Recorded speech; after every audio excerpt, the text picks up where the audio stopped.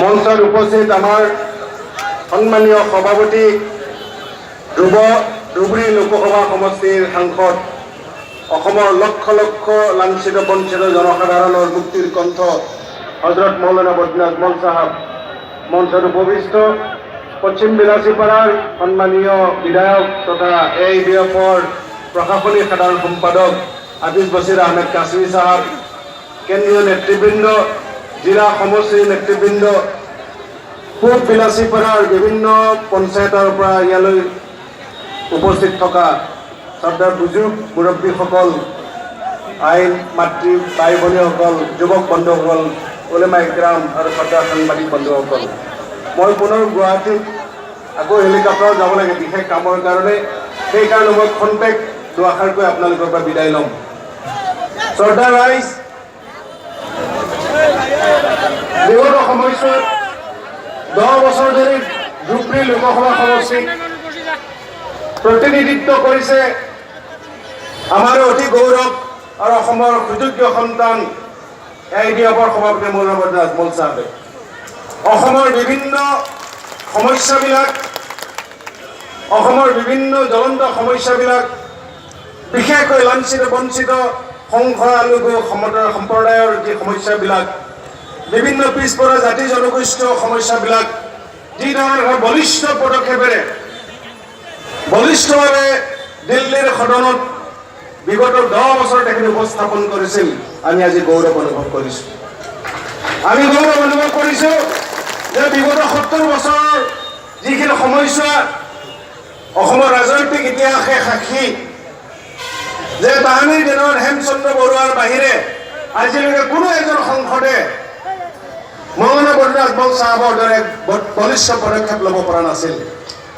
বিভিন্ন সময়ত বিভিন্ন ক্ষেত্ৰত আজি লোকসভাৰ সেই পবিত্ৰ সদনৰ ভিতৰত আমাৰ আজি অসমৰ বানপানী গৰাখহনীয়াৰ সমস্যাই হওক, আজি নাগৰিকত্বৰ সংশোধনী বিধেয়কৰ কথাই কওক, ডি ভোটাৰ সমস্যাৰ কথাই কওক, বিগত সময়ছোৱাত যি কোকৰাঝাৰ দৰং আদি কৰি বিভিন্ন গোষ্ঠীগত সংঘৰ্ষ, এই সকলোবোৰ কথা, অসমৰ যি নিবনুৱা সমস্যাৰ কথা, আপোনালোকে এই অঞ্চলৰ উন্নয়নৰ কথা, এই সকলোবোৰ কথা তেখেতে বলিষ্ঠভাৱে তেখেতৰ যিটো ভূমিকা আছিল তাত আমি আজি গৌৰৱ অনুভৱ কৰোঁ।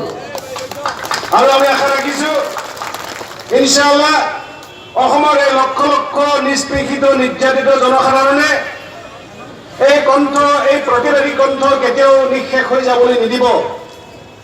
আজি সাম্প্ৰদায়িক শক্তিয়ে ভাৰতবৰ্ষৰ সদৌ অসমত যি ধৰণে মূৰ দাঙি উঠিছে আৰু উগ্ৰ জাতীয়তাবাদী সন্ত্ৰাসীসকলৰ লগ লাগি আজি ভাৰতবৰ্ষৰ যি সংবিধান আৰু ধৰ্ম নিৰপেক্ষতাৰ যিটো ইমেজ আছে, যি প্ৰতিচ্ছবি আছে, তাৰ সন্মুখত আজি ভাবুকি হিচাপে থিয় দিছে।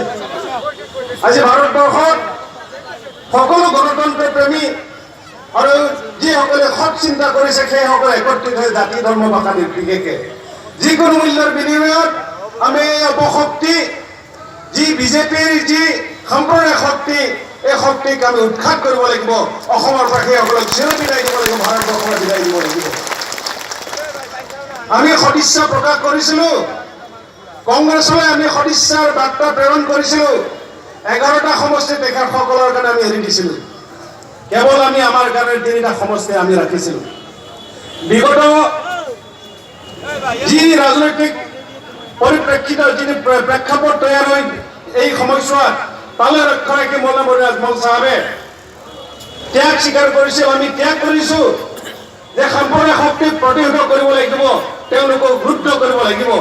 কিন্তু কংগ্ৰেছে এই বাৰ্তা গ্ৰহণ নকৰিলে।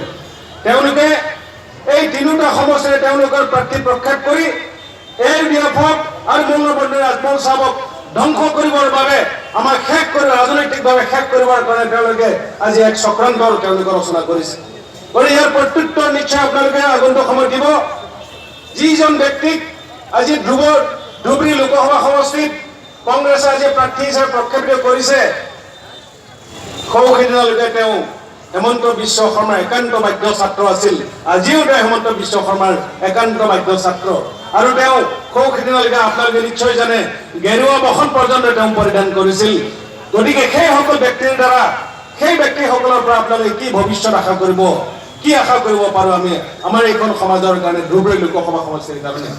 অন্য এটাদি উগ্ৰ জাতীয়তাবাদীৰ উগ্ৰ যে সাম্প্ৰদায়িক শক্তিৰ লগত সংমিশ্ৰণেৰে আজি জাভেদ ইছলাম ডাঙৰীয়াক এজিপিয়ে ইয়াৰ প্ৰাৰ্থিত্ব প্ৰদান কৰিছে, সেই ব্যক্তিও কিন্তু হেমন্ত বিশ্ব শৰ্মাৰ একান্ত বাধ্য ছাত্ৰ আছিল।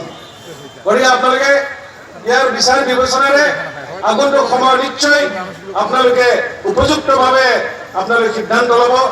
আৰু আমাৰ মনোনয়ন ভট্টাচাৰ্য মহোদয় আমাৰ যিজন আমাৰ প্ৰাৰ্থী, আমাৰ প্ৰক্ষেপিত, তেখেত সম্পৰ্কে আপোনালোকে জানিবৰ কাৰণে কোনো একো বাকী নাই। তেওঁ সকলো সময়তে অসমৰ উন্নয়নৰ কাৰণে, ধুবুৰী লোকসভা সমষ্টিৰ উন্নয়নৰ কাৰণে অহৰহ চেষ্টা আৰু প্ৰচেষ্টা আমি আৰম্ভ কৰিছোঁ।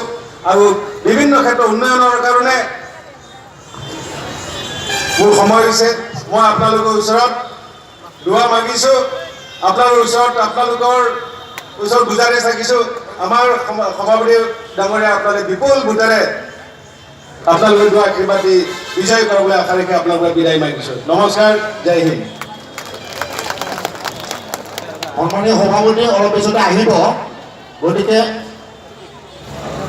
আপোনালোকে খন্তেক সময় থাকক। আমাৰ কাৰ্যবাহী সভাপতি মহাশয়ৰ জৰুৰী কাম থকাৰ কাৰণে তেখেতে যাব।